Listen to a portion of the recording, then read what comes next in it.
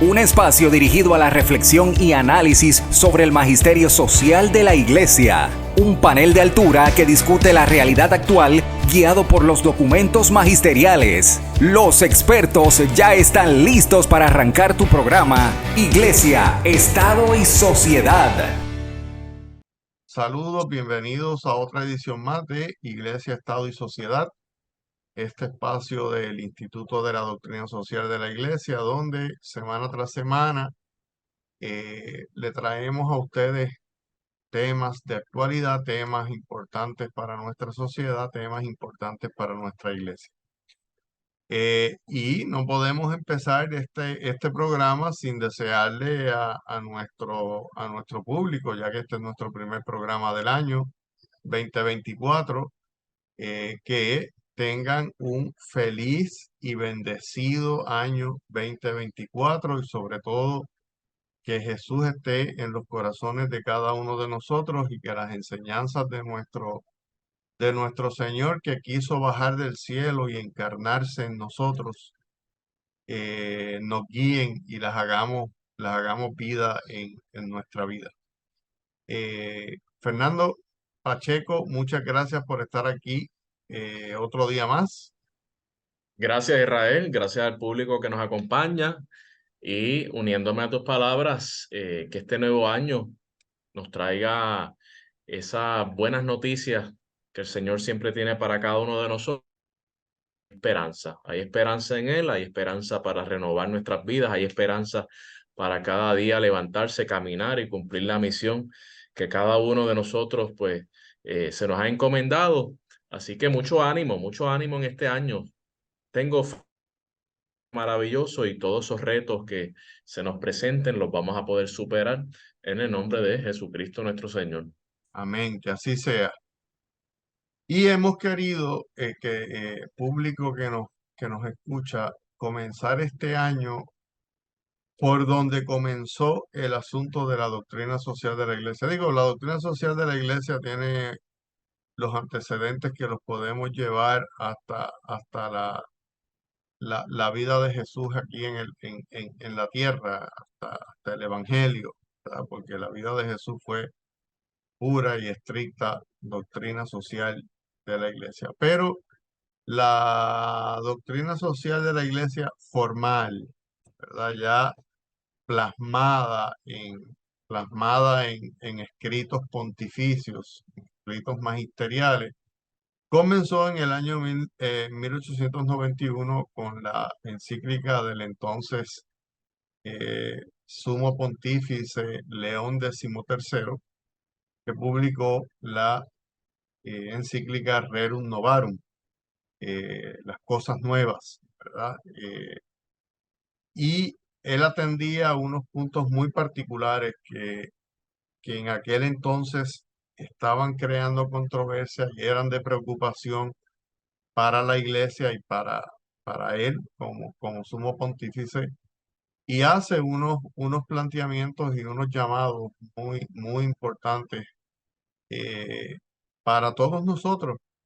Y lo interesante del caso es que 132, casi 133 años después de haberse publicado esa encíclica, sigue hoy estando tan vigente como estaba en el 1891.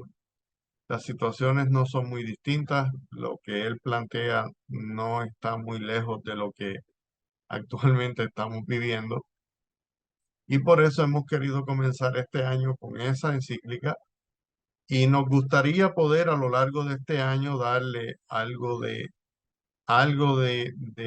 atención a esos temas que él plantea y que otros papas posteriores, principalmente Juan Pablo II, Pablo VI, que tuvo una intervención muy particular en ese asunto, y recientemente tanto Benedicto XVI como el Papa Francisco pues han continuado con el tema y lo han ampliado, ¿verdad?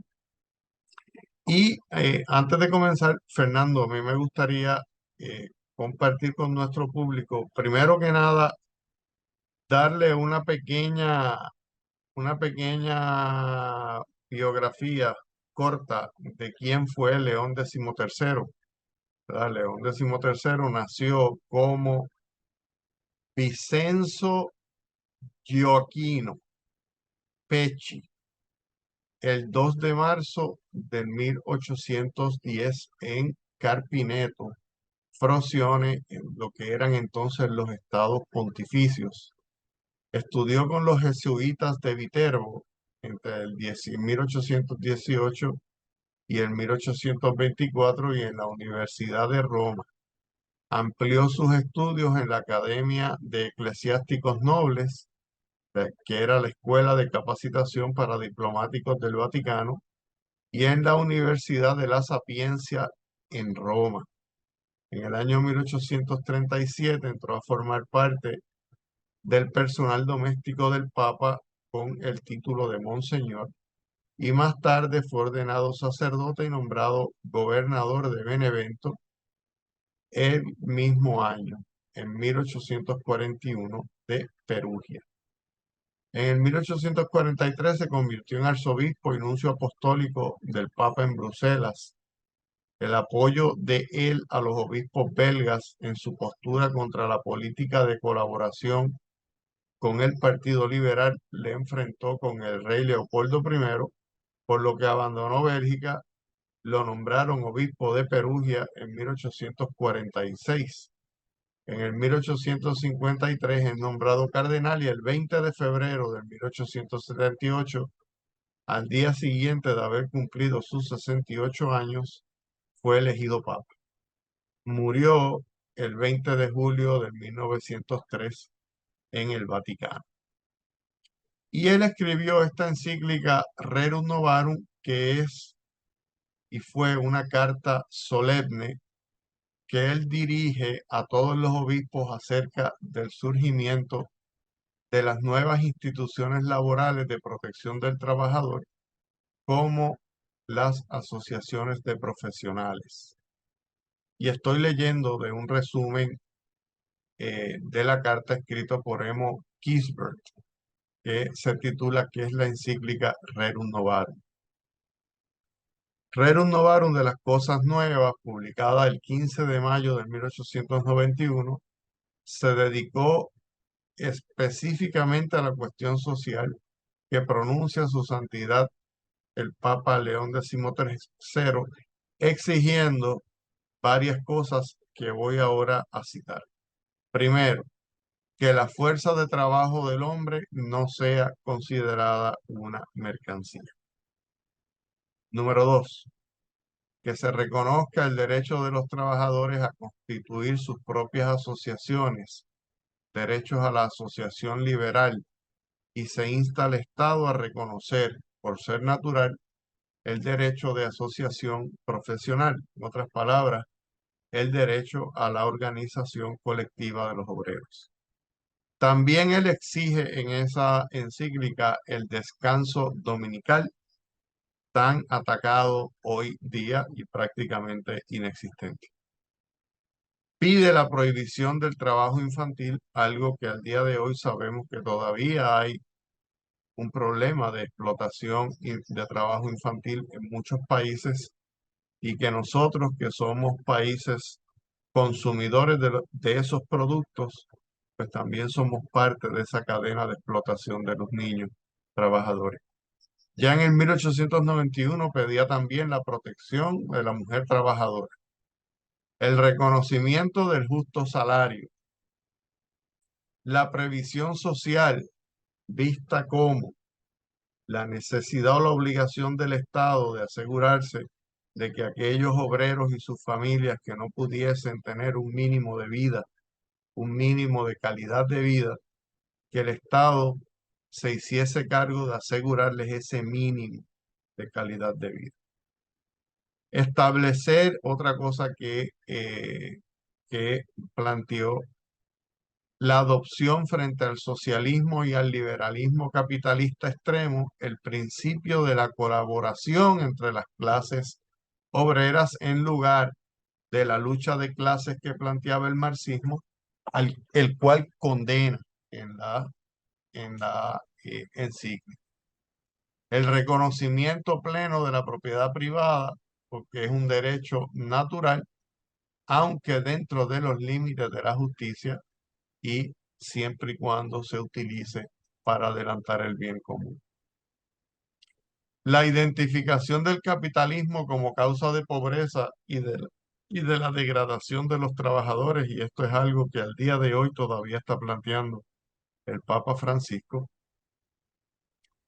Y por último, que el Estado tenía la misión de promover el bien público y el privado, confiriéndole no obstante un carácter suplementario respecto a la iniciativa privada o el principio de la subsidiariedad.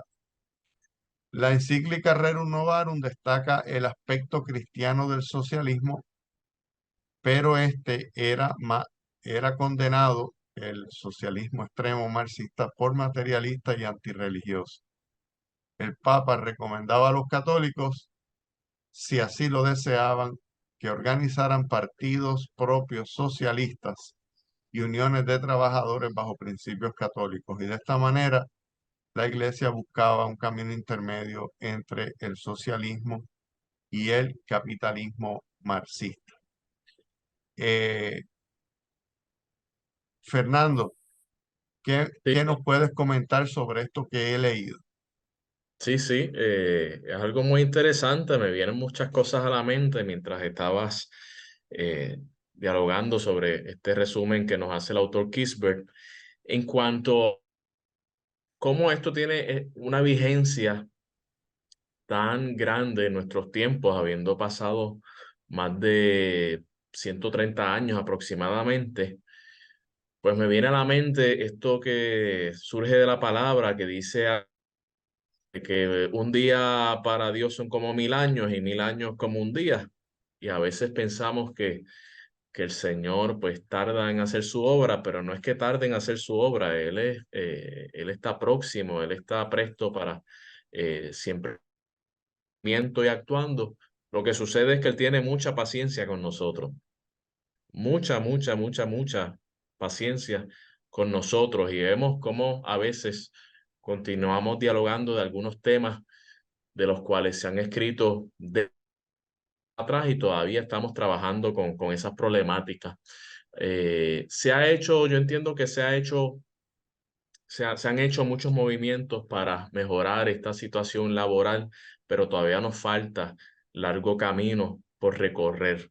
Y la vigencia de esta encíclica que nos trae unos temas muy puntuales e importantes sobre los cuales debemos meditar. Tú mencionaste algo que me retumbó en la mente y era la calidad de vida. La calidad de...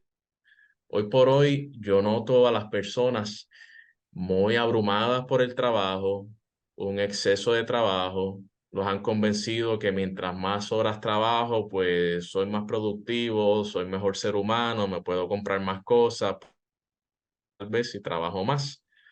Pero llegamos al nivel, y algunos de ustedes que nos escuchan tal vez se pueden identificar, llegamos al nivel de que nos quemamos.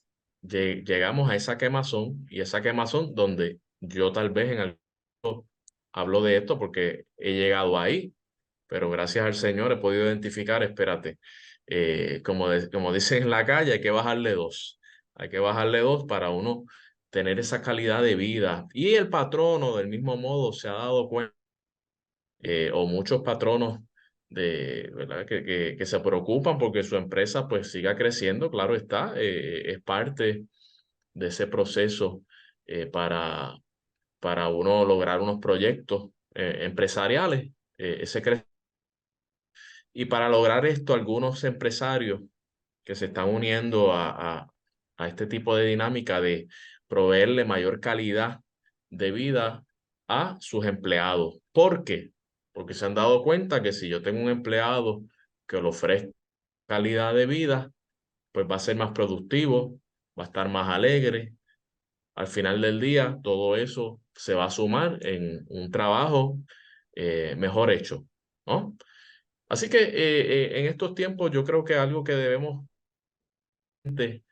que más horas de trabajo no significa necesariamente una mayor calidad de vida, sino que pudiese ser todo lo contrario. Hay que trabajar eso sí es cierto, hay que producir, pero necesario, lo que nos permita todavía seguir disfrutando el trabajo que hacemos, que nos permita seguir disfrutando nuestra vida alrededor de nuestras familias, nuestros seres queridos, tener nuestros hobbies, tener nuestros servicios a pro bono, nuestros servicios a la iglesia, nuestros servicios a todos los demás que nos necesitan. Y yo creo que el llamado, uno de los llamados puntuales que quiero hacer es, primero a los patronos, de velar por esa calidad, esa salud mental, física, espiritual de los empleados. Y esto va a redundar, está comprobado en muchos estudios recientes y no tan recientes que demuestran que si tú mantienes tu empleomanía con esa calidad de vida, con esa salud, pues al final del día la empresa se va a beneficiar. Ese debe ser el norte para los patronos. Los que todavía no estén en esta línea, pues deben unirse a esta línea. A veces suena un poquito arriesgado, a veces no queremos salir de estas ideologías de que si ando con el látigo, regaño todo el tiempo o todo el tiempo eh, vigilando a mis empleados, pues el trabajo no sale. Mira, vamos a romper un poquito esa ideología y mi llamado a los patronos es a todos los que todavía no estén en esta línea, verifiquen cómo va funcionando y cómo se va moviendo esas áreas de trabajo si ustedes le proveen a sus empleados esa calidad de vida. Porque recuerde que su empleado no es una máquina, como mencionó Israel estaba exponiendo, no es una máquina, es un ser humano. Y el ser humano tiene muchas áreas que trabajar. Es un ser que tiene un espíritu, tiene un cuerpo, tiene una situación, tiene una mente, tiene unas situaciones familiares. Ese se menciona que no se deben traer al trabajo, pero vamos, ¿cómo tú vas a decirle al empleado que tú tienes una situación grave con un familiar que se olvide de eso? ¿No? Pues uno como patrono también tiene de atender esa situación del empleado, porque ese empleado, si no atiende esa situación, que le va a suceder, nos va a suceder a todos, todos vamos a tener pérdidas, hemos tenido, vamos a seguir teniendo diferentes tipos de pérdidas. Si no atendemos a ese empleado, ¿eh? Va a estar físicamente, pero su mente no va a estar allí. Y yo creo que ese es el llamado a los patronos y del mismo modo otra invitación, Israel, que quiero hacer sobre lo que menciona, que el Papa tercero pues nos trae con mucha elocuencia, es que también los empleados deben exigir sus derechos, ¿no? Tenemos unos derechos, en Puerto Rico tenemos una constitución, del mismo modo pues está la constitución de Estados Unidos, empleados federales y sobre todas las cosas pues uno tiene que tratar de mantener ese balance y exigir sus derechos adecuadamente sin miedo, con una comunicación correcta, con una comunicación respetuosa, sus derechos, no dejarse aplastar. Las uniones llegaron para balancear, ¿no? Los lugares de trabajo donde hay uniones llegaron para balancear el poder. El poder estaba muy concentrado en los patronos, corporaciones, y llegaban al momento que maltrataban a los empleados, al nivel de que se pudiera clasificar hasta como una especie de esclavitud. Y hoy por hoy a veces todavía se permean ciertas esclavitudes. Así que el llamado al empleado también es a reconocer esa dignidad propia, reconocer esa dignidad como ser humano, como hijos del Creador. Y yo tengo mis derechos, hago mi trabajo, pero también tienen que proveerme un trabajo adecuado, ¿no? Y también cómo puedo lograr esa calidad de trabajo, esa calidad de vida, pues viene de la mano también está este balance que uno tiene que tener presente. Yo soy simplemente porque soy un hijo del Creador, soy un hijo de Dios y no por lo que tengo, ¿no? Que es la idea mundana que constantemente nos están bombardeando, que a veces caemos, podemos ser tentados a caer ahí, de que como soy lo que tengo, pues tengo que tener cosas nuevas, que huelan a nuevo, que el comercio me diga que eso es lo último en la avenida. Y para obtener eso, pues claro está, tengo que trabajar más. Si me ofrecen horas extras, pues las tengo que cumplir conmigo, tengo que cumplir con la familia para darle lo último en la avenida, como decimos por ahí. Y también entonces hay que tener cuidado con eso, aprender a vivir con lo necesario, aprender que la mayoría de las ocasiones compramos a veces por impulso o dicho y son cosas que realmente no necesitamos.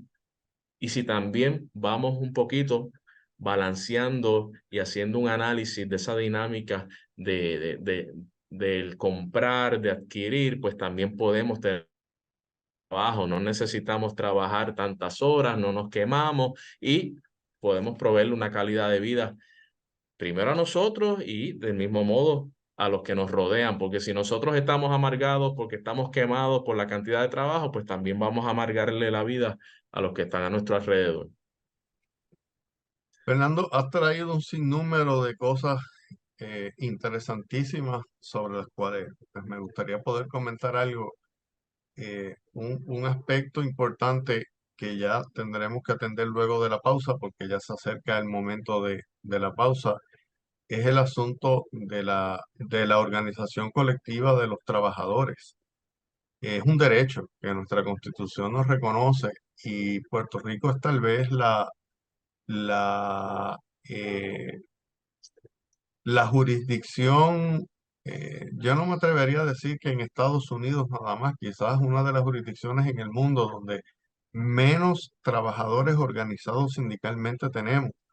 Si sacamos la famosa sindicalización de los empleados públicos, que sabemos que es una sindicalización trunca por ley, que esencialmente no es no es un derecho a negociación colectivo, pues tenemos un nivel muy bajo de organización colectiva obrera, a lo cual la iglesia no se opone siempre y cuando las organizaciones obreras busquen el bien común y estén fundamentadas en unos principios morales que sean cónsonos con lo que la iglesia propone.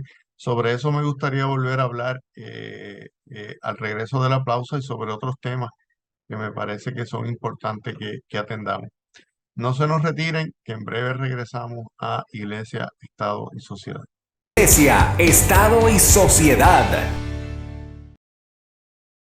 Saludos, bienvenidos a esta segunda parte del programa Iglesia, Estado y Sociedad. Eh, Durante el día de hoy estamos analizando, ¿verdad? Y comentando sobre la primera encíclica social que se escribió por el Papa León XIII allá en el año 1891, 15 de mayo de 1891, pero que, como comentábamos en la primera parte del programa, continúa hoy tan vigente como lo estaba cuando se escribió y se publicó en el 1891.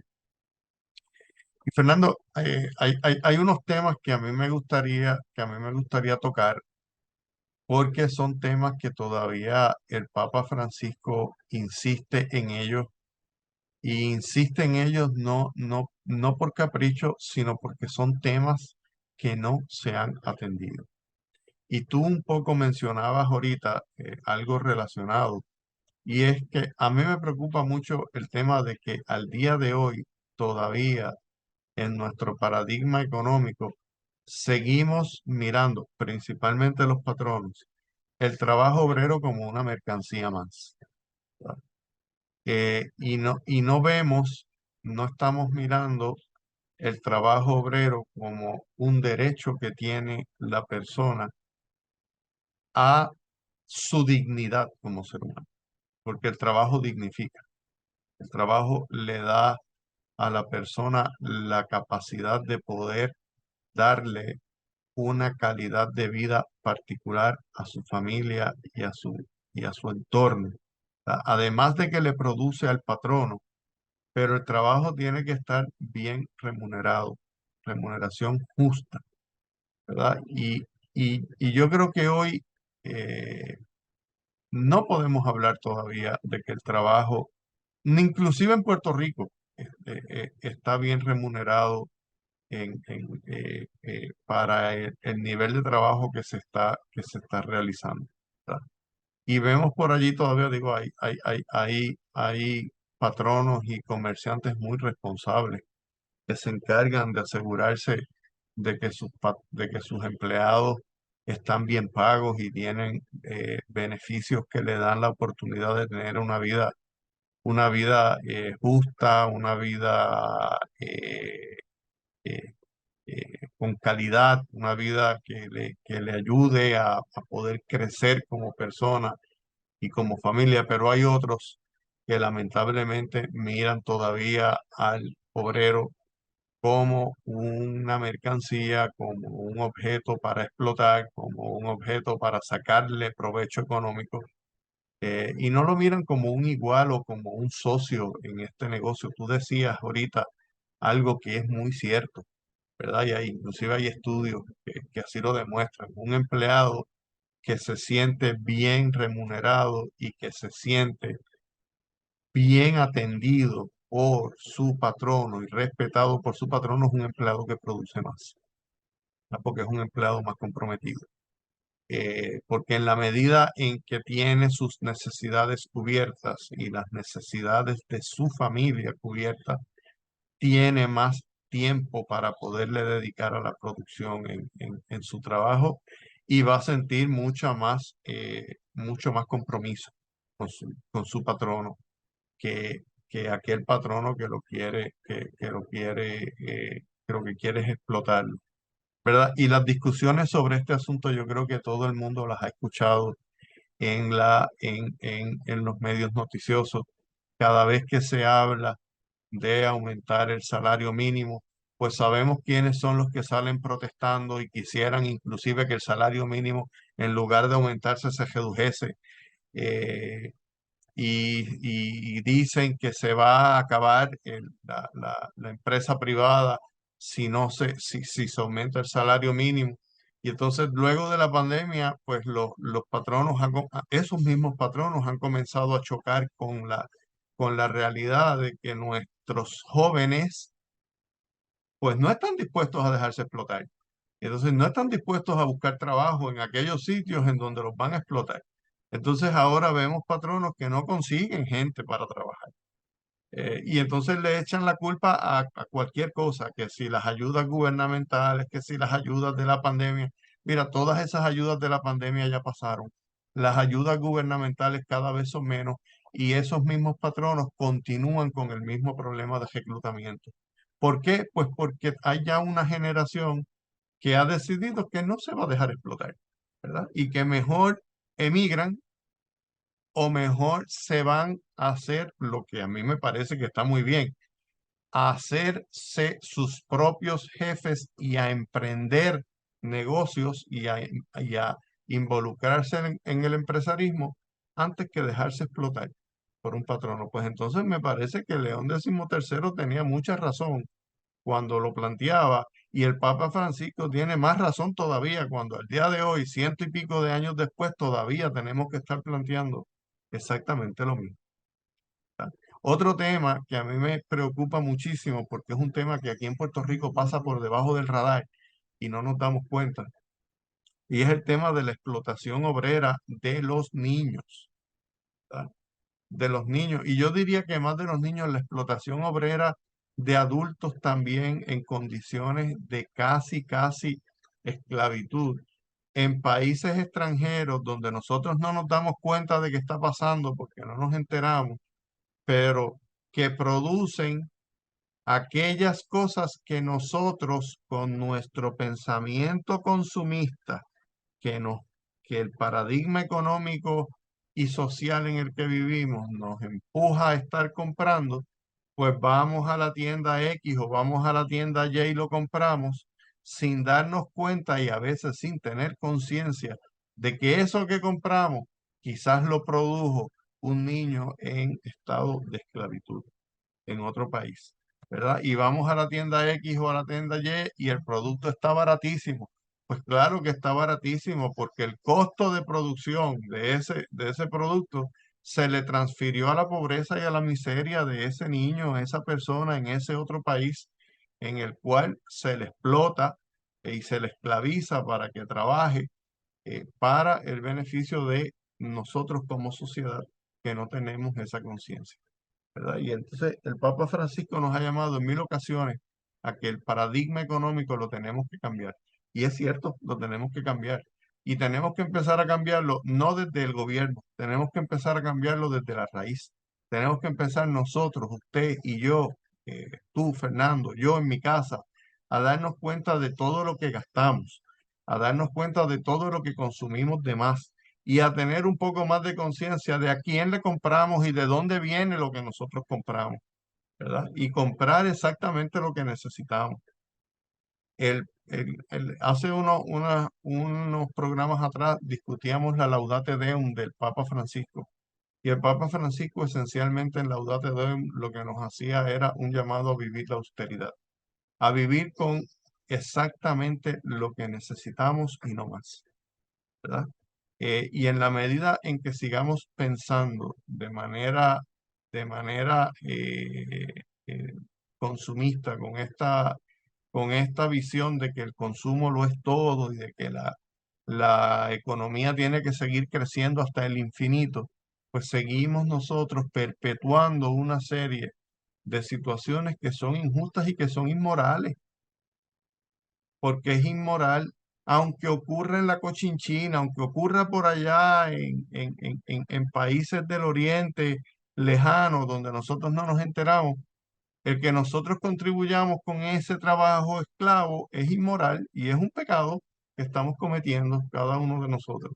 Entonces tenemos que empezar a tomar cartas en ese asunto y tenemos que empezar a moderar nuestro consumo y a tener y a ser bien conscientes de a quién le compramos y qué le compramos y sobre todo,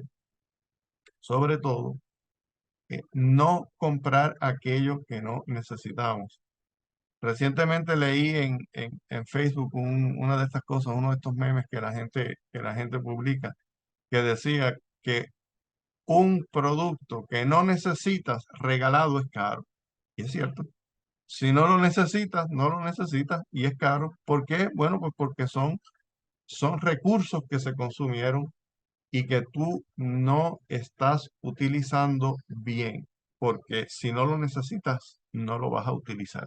Por lo tanto, es un producto que lo vas a dejar allí dañar, ¿verdad?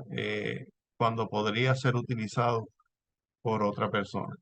Otra cosa que me sigue preocupando también, Fernando, y después de esto te dejo para que puedas comentar, es el asunto de que ya León XIII en su encíclica nos llamaba a que se protegiera el trabajo de la mujer, que se protegiera a la mujer trabajadora.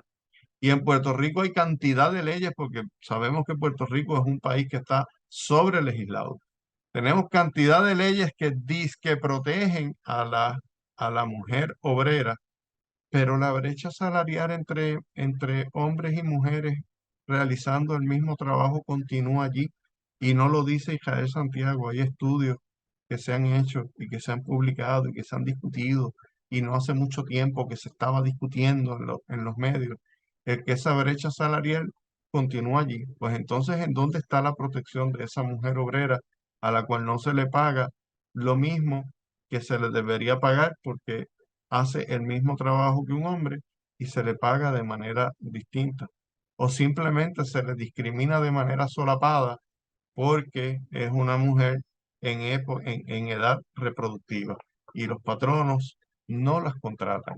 Y claro, no le van a decir que no las contratan por eso, ¿verdad?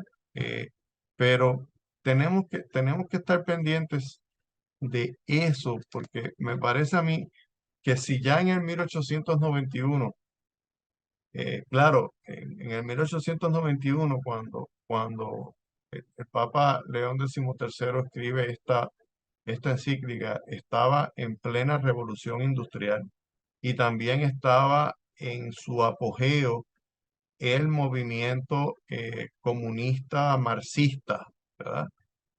con los planteamientos que sabemos que finalmente tampoco eran la alternativa, ¿verdad? Era un sistema o una propuesta tan radical como el capitalismo liberal salvaje. Y un poco lo que el Papa quiso hacer con esta encíclica fue decir ni uno ni otro. Tenemos que buscar un punto intermedio. Pero todavía al día de hoy andamos sin encontrar ese punto intermedio. Y eso es lo que estamos llamados a hacer, me parece a mí. Fernando, creo que ya he hablado demasiado. Te No, dejo a ti para que comentes. excelente, excelente, Israel. Muy de acuerdo con todos los puntos que mencionas. Me vienen muchas ideas a la mente, situaciones, proyectos. Yo creo que una buena resolución de año nuevo, en este nuevo año 2024, puede ser para nosotros y para el público que nos escucha, hacer esa introspección de mi diario vivir, de qué necesito y por qué lo necesito. O sea, ¿necesito esto que voy a comprar?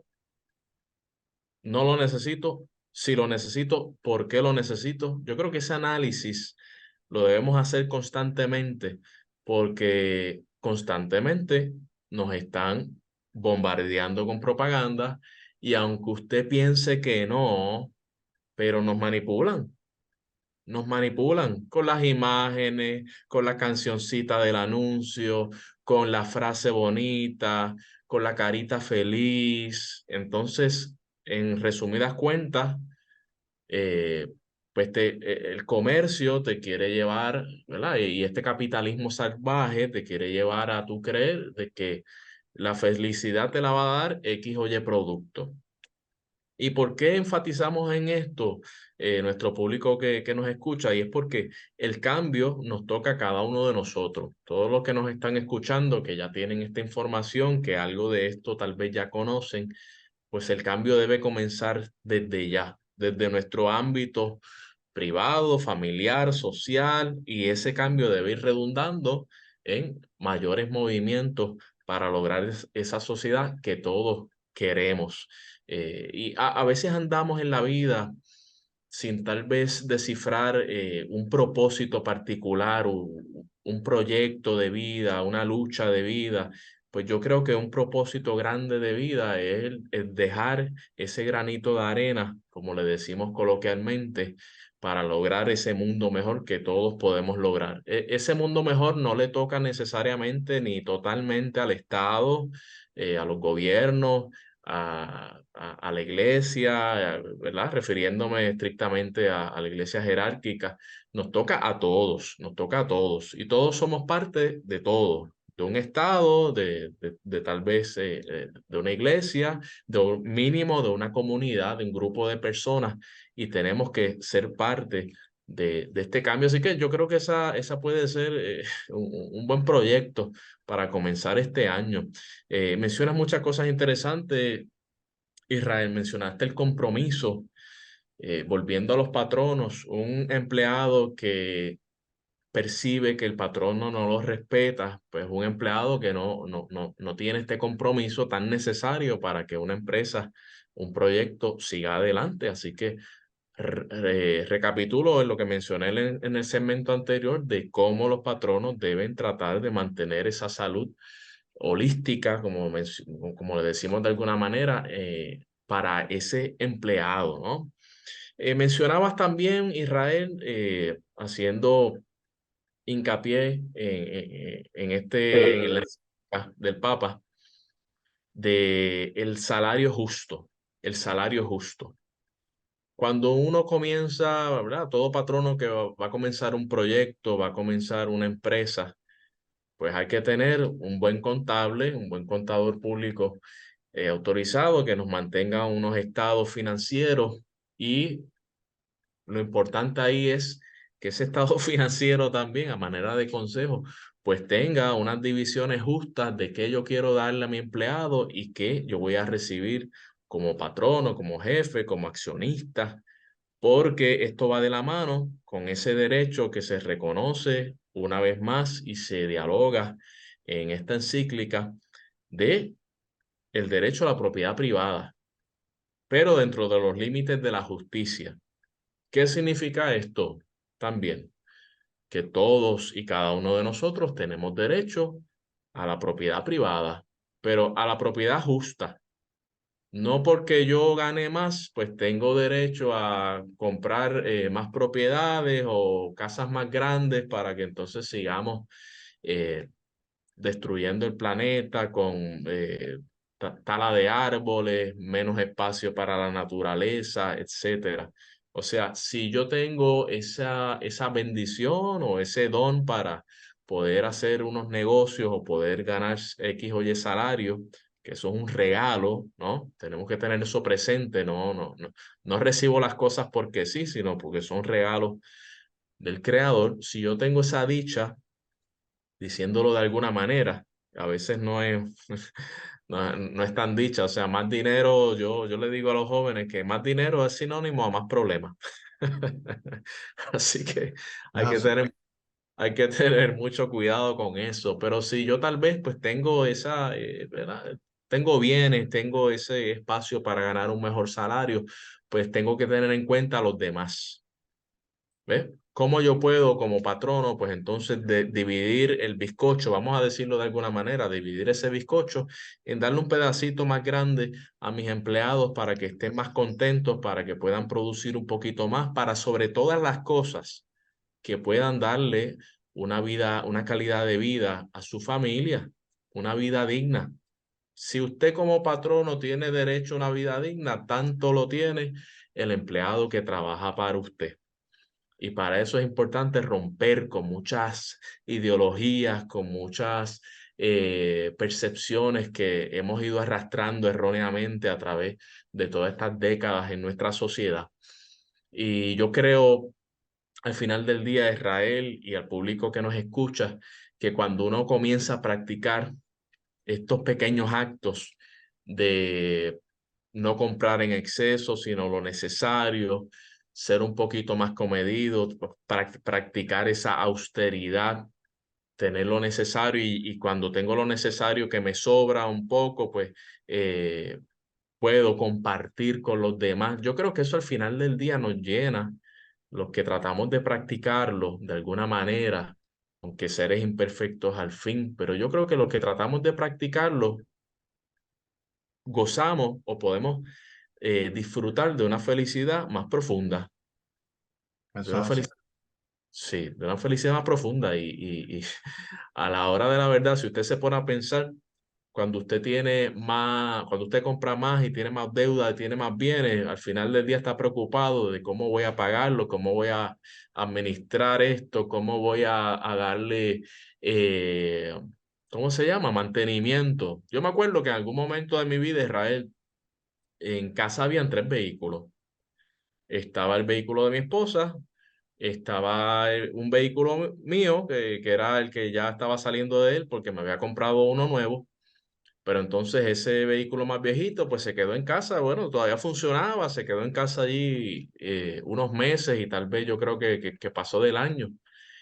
Y contra, ¿qué trabajo me daba a mí el mantenimiento de tener tres vehículos? Yo decía, no, yo tengo que salir de esto, porque yo no puedo estar lavando tres vehículos, cambio de aceite y filtro de tres vehículos, ni se diga la aspiradora y también el vehículo, si no lo prende, pues también se daña. Era una especie de locura y yo dije, tengo que salir de esto lo antes posible. O sea, eso de tú tener cosas de más cuando realmente no los necesitas, a lo mejor uno pues de momento dice, bueno, pues qué chévere porque pues este otro vehículo que es más viejito lo puedo utilizar para estas otras cosas y el más nuevo para esto. Ideas que tal vez pues uno le llegan a la mente. Pero jamás, jamás, jamás yo vuelvo a caer en eso. Y yo creo que al público que nos escucha y tal vez a ti, Israel, pues nos ha pasado. Cuando tenemos cosas de más, nos cargamos, nos abrumamos porque tenemos que, de alguna manera u otra, pues darle algún mantenimiento o atender esas otras cosas. Y yo creo que menos es más en ese sentido. Así lo es. Así lo es, Fernando. Ya para el final de nuestro programa, que se nos termina el tiempo, yo creo que a mí me gustaría darle un consejo a nuestro público porque hay algo que nosotros podemos hacer para lograr algunos cambios. Primero que nada, el comerciante vive del que lo auspicia, ¿verdad? Comencemos a educarnos sobre cuáles son las prácticas laborales de los distintos comerciantes a quienes nosotros auspiciamos y empecemos a auspiciar solamente aquellos cuyas prácticas laborales son cónsonas con lo que la moral cristiana nos exige, ¿verdad? Y eso ya es un punto en el que desde abajo nosotros podemos provocar cambios. Obviamente lo que ya hemos venido diciendo, consumamos con austeridad, vivamos austeramente con lo que exactamente necesitamos. Y número 3, que no podemos dejarlo pasar por alto, estamos en el año electoral. Próximo noviembre habrán elecciones. Y este es el momento de que nosotros empezamos a exigirle a nuestros líderes que propongan y se comprometan con políticas públicas que verdaderamente sean cónsonas con estas cosas que dice la doctrina social de la Iglesia y con todas las demás que la moral cristiana eh, eh, exige y nos pide a nosotros que promovamos. Y votemos por aquellos candidatos que de verdad se comprometan a cumplir con este tipo de política y hacerla valer, ¿verdad? Yo creo que esas son cosas sencillas que cada uno de nosotros podemos hacer. No, provoca que tengamos que romper con algunos esquemas que muchos tenemos metidos en nuestro DNA, pero que no es imposible que los rompamos y sí pueden tener y ser muy efectivos y tener producir muchos beneficios para nuestra sociedad. Tenemos que despedirnos, se nos acabó el tiempo. Fernando, nada, gracias por acompañarme como todos los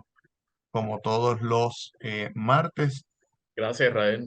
Y a nuestro público, pues nos vamos con la asignación y los esperamos la próxima semana en otra edición más de Iglesia, Estado y Sociedad. Que tengan muy buen día. Buen día. Ánimo. Iglesia, Estado y Sociedad es una producción del Instituto de Doctrina Social de la Iglesia de la Pontificia Universidad Católica de Puerto Rico. Tienes una cita la próxima semana a esta misma hora, porque el análisis y la reflexión continúan. Iglesia, Estado y Sociedad, una producción de la Pontificia Universidad Católica de Puerto Rico.